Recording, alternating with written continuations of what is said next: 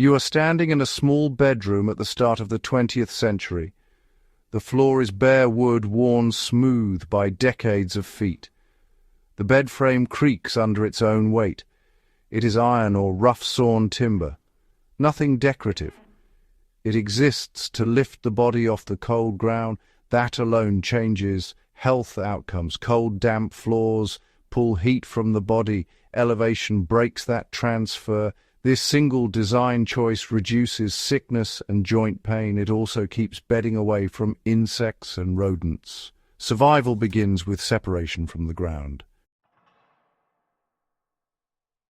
The mattress is thin and firm. It is stuffed with straw, horsehair, or wool. You feel every movement. When you shift your weight, the filling rustles. The sound is dry and brittle. These materials breathe. Moisture moves out instead of staying trapped. Mold struggles to grow. Dust mites have fewer places to hide. Comfort comes from firmness, not softness. Spines stay straight. Muscles rest without sinking.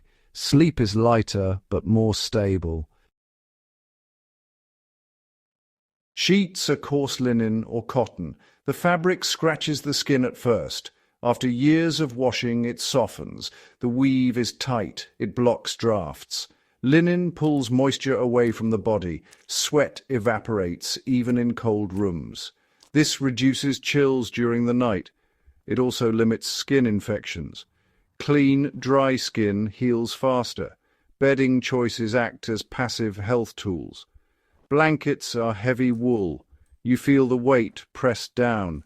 It calms the body. Wool insulates even when damp. It smells faintly of lanolin and smoke. These blankets last generations. They are repaired, not replaced. Wool resists fire sparks. It also resists bacteria. In cold climates, this single layer often replaces several modern ones. Heat stays close, energy stays conserved. The bedroom itself is sparse. One window, one door, thick walls. Air moves slowly. At night, the room cools. Breath becomes visible. This cold environment reduces bacterial growth. Fevers break more easily. People sleep in layers, not heated air. The body learns to regulate temperature. This builds resilience. By the 1920s, bed frames, grow sturdier. Springs appear, and metal coils start to replace rope or slats. The sound, well, it changes. A dull metallic creak takes over from the old wood groan. Springs help distribute weight more evenly, so pressure points reduce.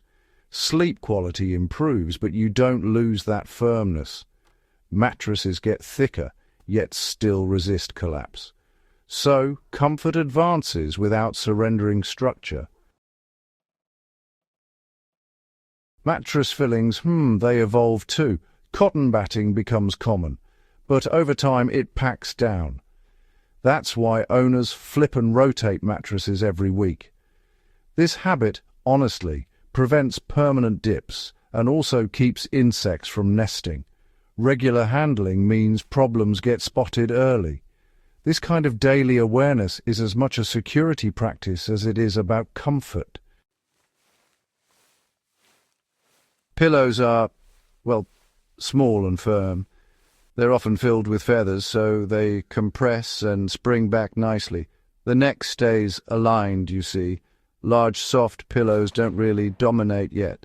Head elevation is still modest, keeping airways open. Snoring and breathing issues, they remain lower. Sleep posture actually supports long-term health. Rooms start to gain simple rugs, which insulate feet in the morning and dampen sound. Footsteps become quieter, and privacy improves. Noise discipline, interestingly, becomes part of household design. Quiet homes allow earlier detection of unusual sounds. Creaks signal movement, while silence equals awareness.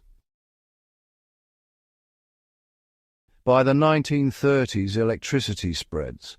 Light bulbs, start to replace oil lamps. The risk of fire drops and air quality improves. Soot no longer coats the walls or, well, gets into lungs. Evening routines begin to shift. People stay awake longer, and as a result, sleep windows compress. Even so, bedrooms remain dark, curtains are thick, and light control helps preserve rest cycles. Beds now sit higher, and storage appears underneath. Trunks and boxes start to hold clothing, which consolidates possessions. Fewer items are spread across the room, so order improves. Pest control gets better too, since clutter invites rodents. Minimalism in this case protects supplies. During wartime, the 1940s forced simplicity again. Materials are scarce, mattresses are thin, and repairs increase. Households learn maintenance skills, while sewing, patching, and stuffing become routine. This knowledge preserves function under pressure. Comfort, honestly, becomes secondary to durability. The lesson, it sticks. Sleeping arrangements tighten and multiple people share rooms.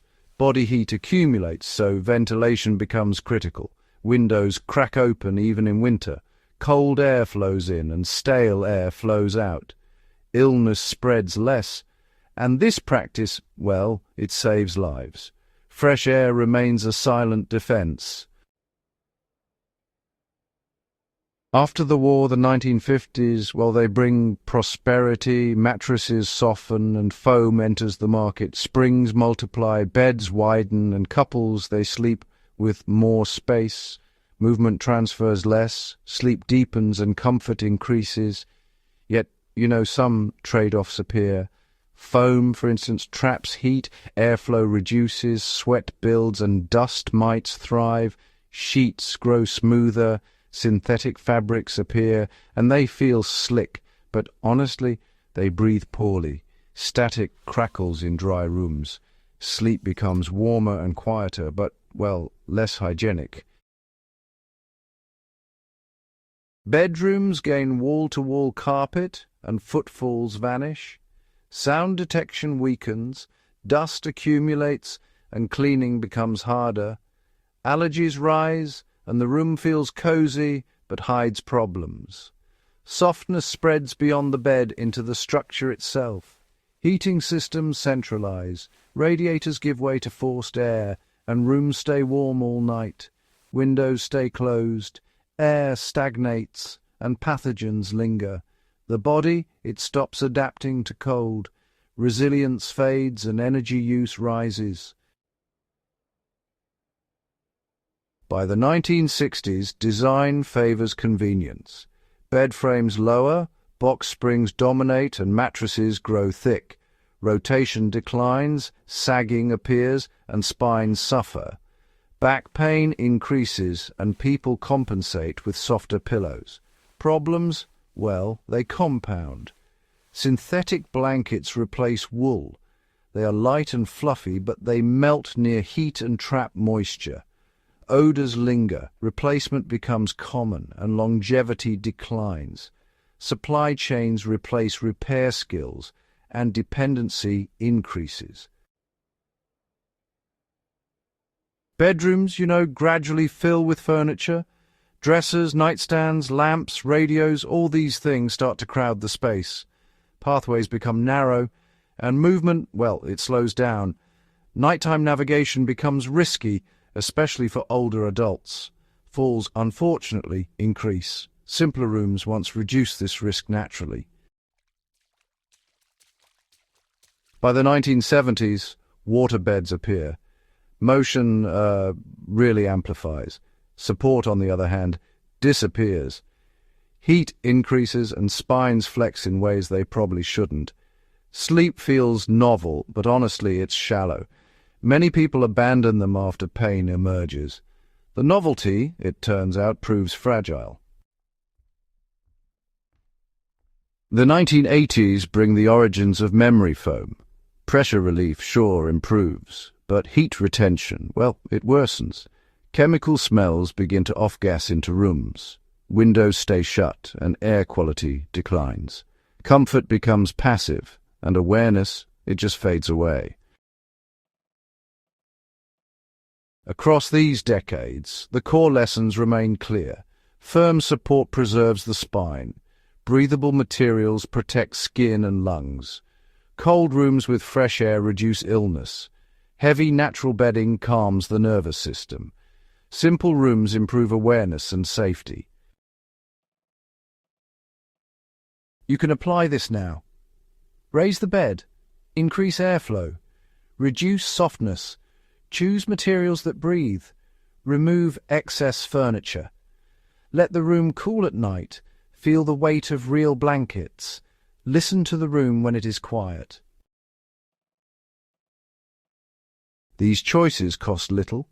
They restore lost advantages without rejecting progress. Comfort and security align when design respects the body.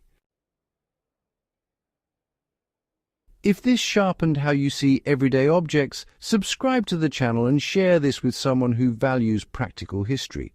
Use the past as a tool, not a memory.